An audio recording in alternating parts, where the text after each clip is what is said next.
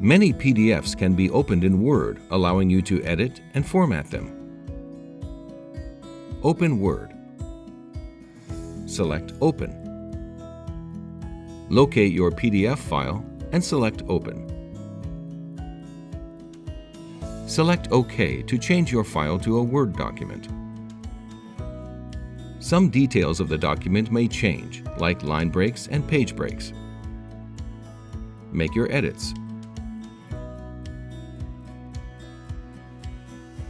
Select File, Save. Choose your destination folder and edit the file name. Select Word document or PDF format, and then select Save.